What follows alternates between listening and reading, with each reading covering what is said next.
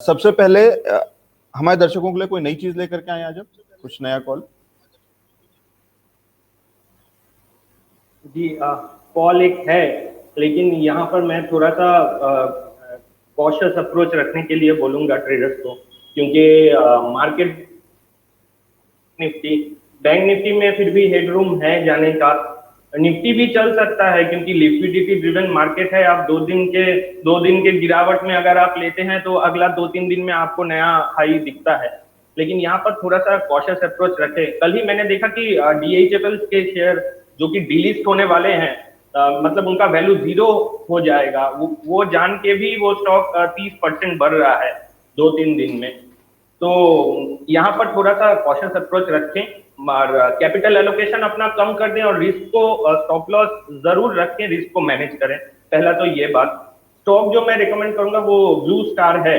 Blue star का current market price 841 चल रहा है अभी। इसको मैंने अपने क्लाइंट को भी रेकमेंड किया है। 820 से लेकर 840 का जोन में इसको एक्यूमुलेट कीजिए। स्टॉप लॉस 790 का रहेगा, अपसाइड में टारगेट 920 से लेकर 930। ये भी 1 से 1.5 महीने का टाइम फ्रेम आपको इसमें रखना पड़ेगा। जी, ब्लू स्टार में ये रिकमेंडेशन सौम्यदीप जी की, ठीक है।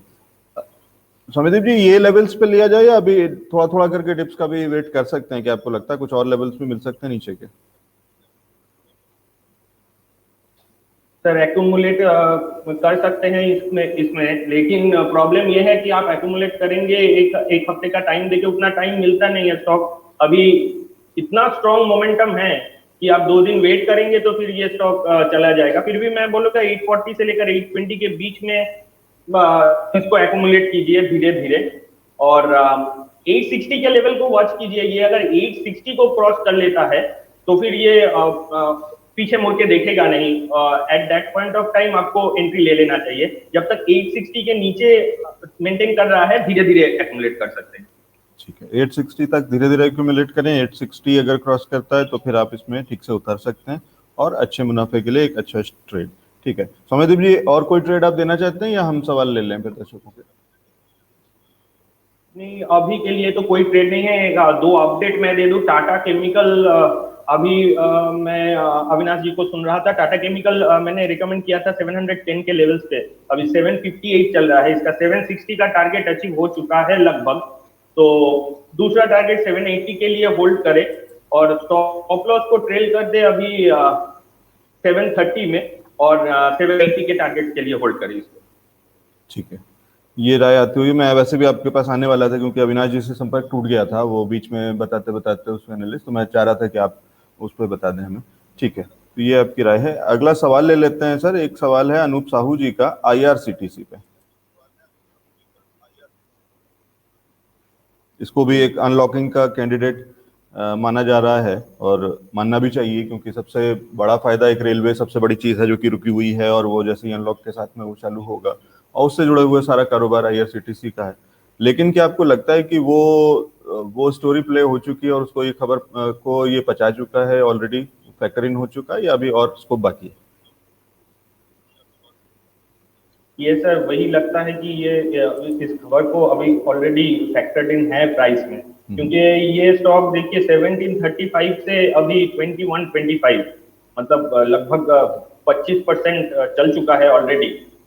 और वो मई से चलना चालू किया 1 महीने के अंदर 25%। ऐसा नहीं है कि और नहीं चल सकता। ये अपना जो प्रीवियस 2020 का हाई है 2000 और मार्च का भी जो हाई है, मार्च का, उसके हाई के ऊपर आके ट्रेड कर रहा है। जब तक ये अभी 2000 के ऊपर है, जो कि एक साइकोलॉजिकल सपोर्ट भी रहेगा और प्राइस वाइज भी हिस्टोरिकल सपोर्ट भी अभी होगा। 2000 का जोन अगर आपको मिलता है 2-4 दिन के करेक्शन में, वहां पर आपको इस स्टॉक में एंट्री लेना चाहिए। और ट्रेंड अगर कंटिन्यू होता है, अगला टारगेट जो निकल के आता है वो 2250 से 2300 का। ठीक है सर, एक और सवाल है, ये है संदीप वर्मा जी का, एवरेस्ट इंडस्ट्रीज पे जानना चाहते हैं। जी,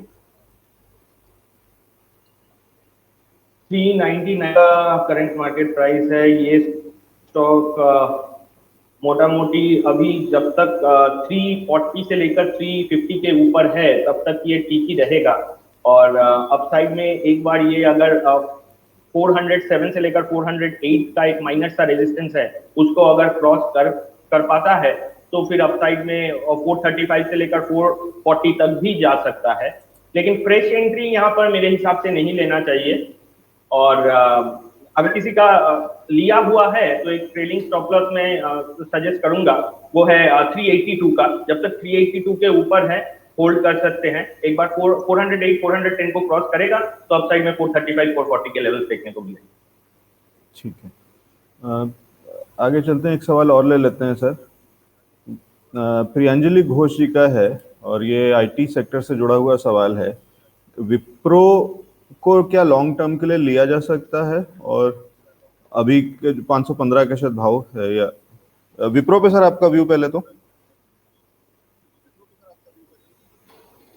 आईटी सेक्टर पर व्यू जो है बुलिश है। कल भी आईटी सेक्टर के स्टॉक्स चले थे अच्छे से जब मार्केट करेक्ट कर रहा था। आईटी है डिफेंसिव सेक्टर, और जब भी मार्केट करेक्ट करता है तब आईटी में आपको बाइंग, आईटी एफएमसीजी और फार्मा में आपको बाइंग दिखता है।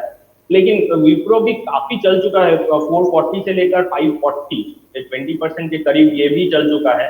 करेक्शन में इसको लेना चाहिए। फिलहाल जो सपोर्ट चार्ट में दिखता है वो 500 के करीब का है। अगर ये आपको 510 तक मिले तब कोई ट्रेड कंसिडर करे। ये जो स्विंग है हो सकता है ये यहाँ पर थोड़ा सा साइडवेज हो या तो फिर कंसोलिडेट करे। फ्रेश एंट्री लेना नहीं चाहिए, करेक्शन में ही एंट्री लेना चाहिए। ठीक है, ये राय आती हुई प्रियांजलि घोष आपके लिए। सौम्यदीप जी, इसी के साथ साथ मेरे को थोड़ा सा एक चीज बताइए कि आपका मेजर फोकस केवल टेक्निकल होता है या केवल फंडामेंटल होता है, या कितना मिक्सिंग करते हैं आप दोनों चीजों का, कि तब निकाल करके कुछ रिकमेंडेशन या रिसर्च करते हैं? तो उसमें आपके पास, अगर मैं इसको दो हिस्सों में डिवाइड करूं कि कितना परसेंटेज टेक्निकल और कितना परसेंटेज फंडामेंटल, तो वो हिसाब कैसा होता है, क्या रेशियो होता है सर? जी देखिए, मैं अगर सेक्टर एनालिसिस भी करता हूँ that is also on the basis of technical. मतलब चार्ट में अगर इंडेक्स, सेक्टोरियल इंडेक्स मुझे दिखाता है कि वो स्ट्रॉन्ग है तब ही मैं उस पर कमेंट करता हूँ। फंडामेंटल आप बोल सकते हैं 5% भी नहीं, क्योंकि ज्यादातर फंडामेंटल मुझे समझ में नहीं आते हैं। और टेक्निकली 95% बोल सकते हैं। ठीक है, मेजर फोकस आपका 95% आपका टेक्निकल्स पे होता है। और ये इसीलिए मैं आपसे ये जानना चाह रहा था। उसके बाद अगला जो एक क्वेश्चन है वो स्टॉक मार्केट से थोड़ा सा, मतलब किसी स्क्रिप्ट पे नहीं है, लेकिन हमारे एक दर्शक हैं उत्कर्ष सिंह जी, और वो आपसे जानना चाहते हैं कि सर क्या कोई टेक्निकल एनालिसिस की कोई किताब है जो आप सजेस्ट कर सकते हैं, जो कि अगर वो पढ़ना चाहें और खुद सीखना चाहें थोड़ा सा टेक्निकल एनालिसिस, तो आप सबसे अच्छी एक रिकमेंडेड, अगर आप एक कहें कि दी बुक हो ऑफ टेक्निकल एनालिसिस, तो वो कौन सी होगी? देखिए, दो तरह का एनालिसिस, काफी टाइप का एनालिसिस तो होता है यहाँ पर। मैं इस तरह का एनालिसिस करता हूँ, उसमें इंडिकेटर्स का काफी यूज होता है लेकिन काफी कम। मैं प्राइस पैटर्न को बहुत ज्यादा इंपॉर्टेंस देता हूँ। तो आपको डिसाइड करना होगा पहले कि आप कौन, मतलब लाइन में वो एनालिसिस करना चाहते हैं। तो दो बुक मैं यहाँ पर रिकमेंड करूंगा। एक है एनसाइक्लोपीडिया ऑफ चार्ट पैटर्न। अगर आप चार्ट पैटर्न और प्राइस एक्शन के ऊपर ट्रेड करना चाहते हैं तो वो एक बहुत अच्छा बुक रहेगा। थॉमस बुलोस्की का ऑथर है उस बुक का, और शायद 3-4 वर्जन होंगे उनके, आप उसको देख सकते हैं। और अगर आप इंडिकेटर बेस्ड मोमेंटम प्ले करना चाहते हैं, उस लाइन पे एनालिसिस करना चाहते हैं, तो मार्टिन जे फ्रिंक का मार्केट मोमेंटम, ये बुक पढ़ सकते हैं। तो ये दो किताबें हैं जो सौम्यदीप जी ने सजेस्ट करी हैं। उत्कर्ष जी, तो मुझे लगता है कि आपके सवाल का जवाब मिल गया होगा, और इनसे बेहतर कोई नहीं हो सकता जो ये बताए कि टेक्निकल की बुक कौन सी होनी चाहिए, क्योंकि 95% वो खुद कह रहे हैं कि उनका जो रेशियो, उनका खुद का एनालिसिस होता है, उसमें 95% टेक्निकल्स का काम होता है। ठीक है सर, एक दो सवाल और ले लेते हैं जल्दी जल्दी। इन्हीं का, उत्कर्ष जी का एक सवाल स्टॉक को लेकर के भी है। एचडीएफसी लिमिटेड पे क्या कह रहे हैं, पूछ रहे हैं कि क्या इस अभी करंट भाव पे 1 साल के लिए लिया जा सकता है?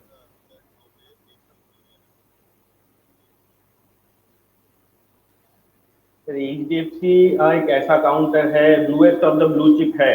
अगर मार्केट को यहाँ से चलना है तो एचडीएफसी चलेगा। हो सकता है थोड़ा सा पेशेंस ही ये टेस्ट कर रहा हो। चार्ट पैटर्न का बात हो रहा था, इसमें 21 मई को एक ब्रेकआउट आया था। वो डायमंड पैटर्न एक पैटर्न होता है, उसका ब्रेकआउट था। स्टॉक ने एक करेक्शन देखा था 2840 से 2430 तक का, 2400 तक का। वहां से एक डायमंड पैटर्न फॉर्म करके वहां से ये मूवमेंट दे रहा है।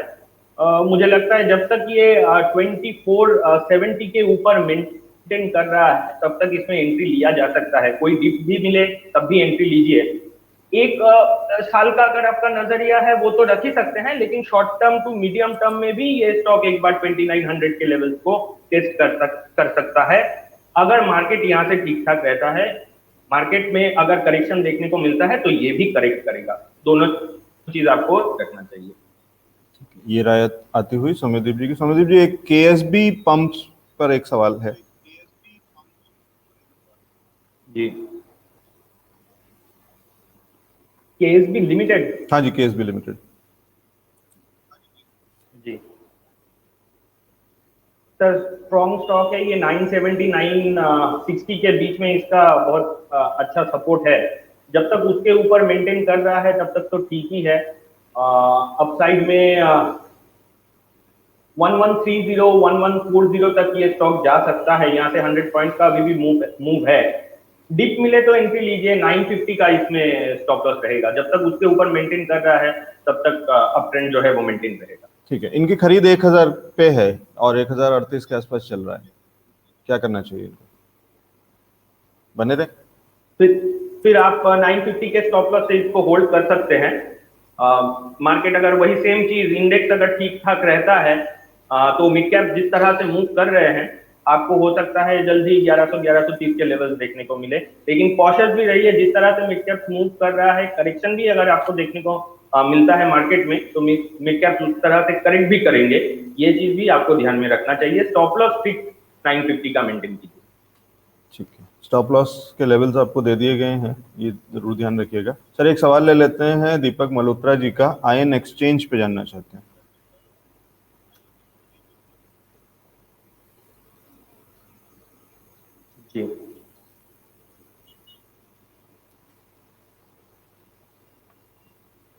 जी आज में 18.5% की ग्रोथ, वो बढ़त अभी भी दिखा रहा है।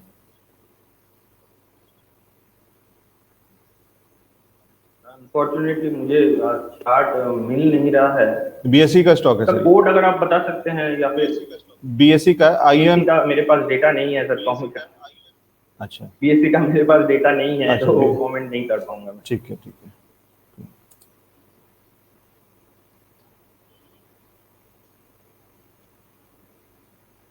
एक सवाल है सर संजीव जी का आईआरएफसी पर, और आप ही का इनफैक्ट व्यू मांग रहे हैं, वो आप ही के नाम से उन्होंने ये सवाल भेजा है।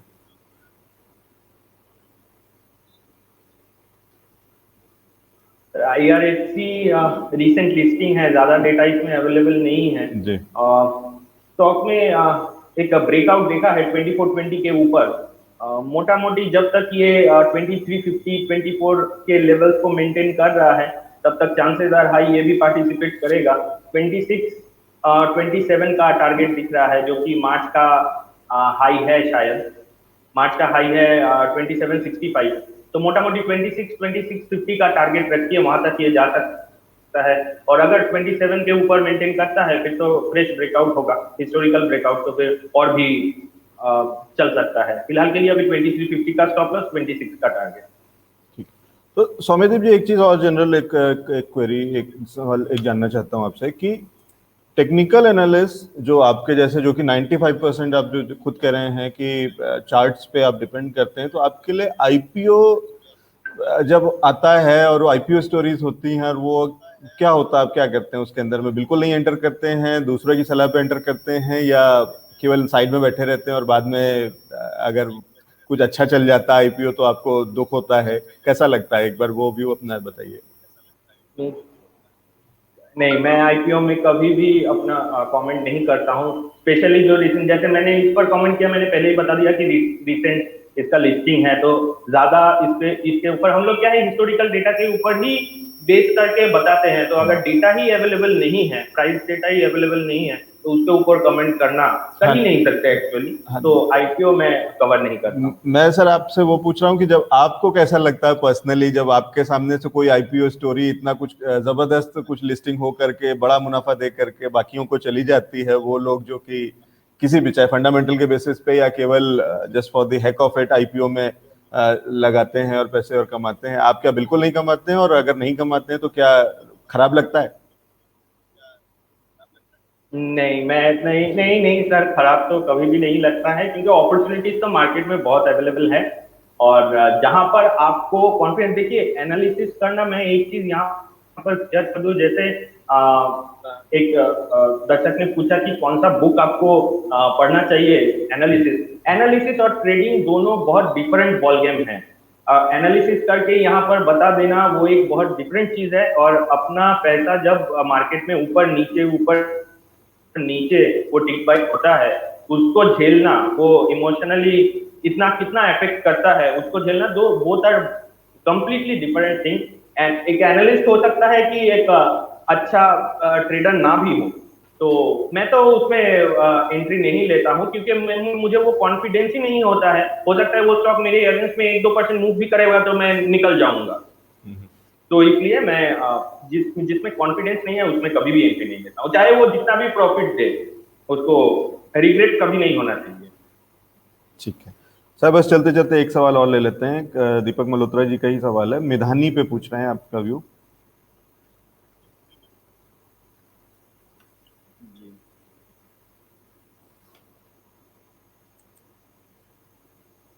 देखिए मिधानी एक बहुत दिनों से एक रेंज में ट्रेड कर रहा है, ऊपर के साइड में 210 से लेकर 215 ये एक सप्लाई जोन है, और डाउन साइड में जो सपोर्ट है 180 से लेकर 175, इसके बीचों बीच प्योरली साइडवेज है। जब तक ये रेंज का कोई ब्रेकआउट या ब्रेकडाउन नहीं आएगा तब तक तो डायरेक्शनल मूव मिलना डिफिकल्ट है।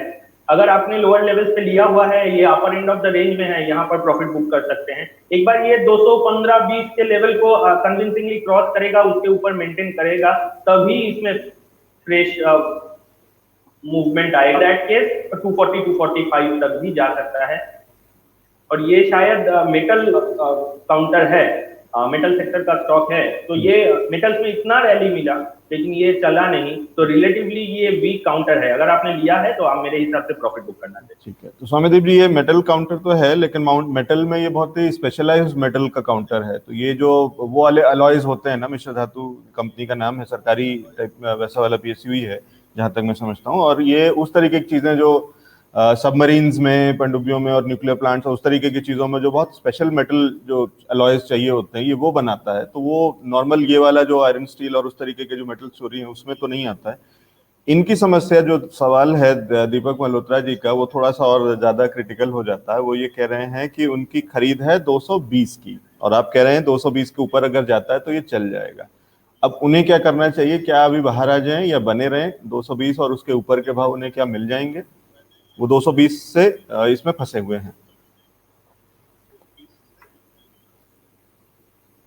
देखिए दो चीज कर सकते हैं यहाँ पर। अगर आप ये लॉस लेने में आपको 13 पॉइंट तक का लॉस होगा, अगर आप ये लॉस 5 से 6% होगा, अगर आप ये लॉस बुक कर सकते हैं तो मेरे ख्याल से बुक कर लेना चाहिए। टाइम देंगे फिर से रिवर्स करेगा, अगर रिवर्स करता है तो फिर से रिवर्स करेगा, डाउन साइड में जाएगा, वो झेलना और मुश्किल रहेगा आपके लिए। उससे ये एक चीज कर सकते हैं कि अगर 5-6% का लॉस अगर आप बुक कर सकते हैं तो कीजिए, या तो फिर मैं एक स्टॉप लॉस रिकमेंड करूंगा।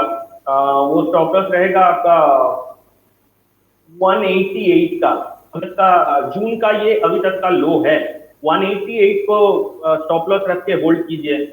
बाई चांस अगर ये 220 को क्रॉस करता है तो मोटा मोटी 240, 235, 240 तक भी अपसाइड में जा सकता है।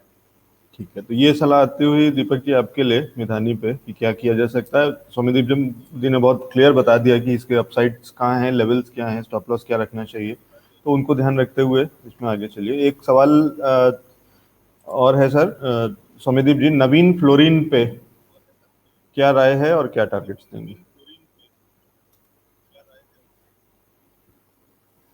मेटल काउंटर में metal sorry chemical counters chemical में कंपनी। कल से एक तेजी देखने को मिल रहा है। नवीन फ्लोरिन और ये दीपक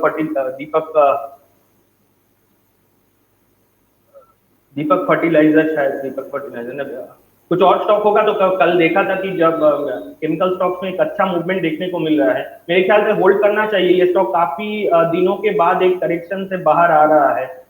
बहुत दिन का बेस फॉर्मेशन है इसका। 3300 के ऊपर ये ब्रेकआउट मिला है। जब तक ये 3300 को मेंटेन कर रहा है तब तक स्ट्रॉन्ग रहेगा। अपसाइड में 3600 3650 जो कि मई का टॉप है, वहां तक को लेवल्स को ये अचीव कर सकता है। तो 3300 के स्टॉप लॉस से होल्ड कर सकते हैं। ये राय आती हुई फ्लोरिन पे। और सर एक बस एक टाइटन पे अपना व्यू दे दीजिए।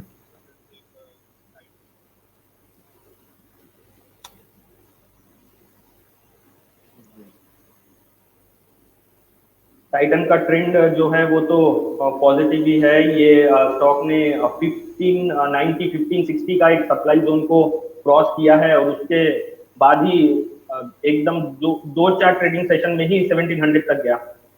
अभी फ्रेश एंट्री इसमें नहीं लेना चाहिए। काफी टाइम ऐसा होता है कि एक सप्लाई जोन को क्रॉस करने के बाद वो सपोर्ट का काम करता है और उस सपोर्ट को मार्केट फिर से टेस्ट करने के लिए आता है। कभी भी ये स्टॉक आपको 1600 के लेवल के करीब मिल जाए तो that will be a buying opportunity. लेकिन अगर आप होल्ड भी करना चाहते हैं तो 1590 का स्टॉप लॉस देके होल्ड कर सकते हैं। फ्रेश एंट्री अवॉइड करना चाहिए क्योंकि करेक्शन में जा सकता है ये। ठीक है, करेक्शन में जा सकता है, फ्रेश एंट्री के लिए इसमें मौका नहीं है। बाकी राय आपको डिटेल में दे दी गई सौम्यदीप जी ने।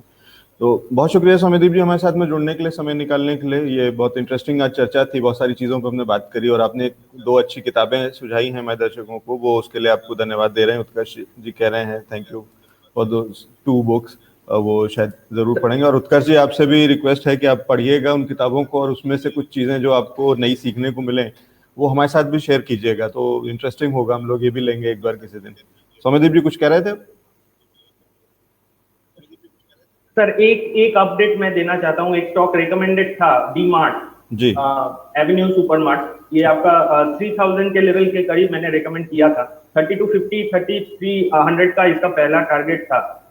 3250 का टारगेट अचीव हो चुका है। तो अगर किसी ने लिया है तो यहाँ पर एक बार प्रॉफिट बुकिंग कर ली। ठीक है, डीमार्ट सौम्यदीप जी ने सजेस्ट किया था, उसमें कह रहे हैं अपडेट ये है कि आप प्रॉफिट बुकिंग कर लें। मुनाफा बांधने का, कमाने का, निकाल लेने का टाइम आ गया। Thank you so much Soumyadeep ji हमारे साथ में जुड़ने के लिए, समय निकालने के लिए। Thank you so much.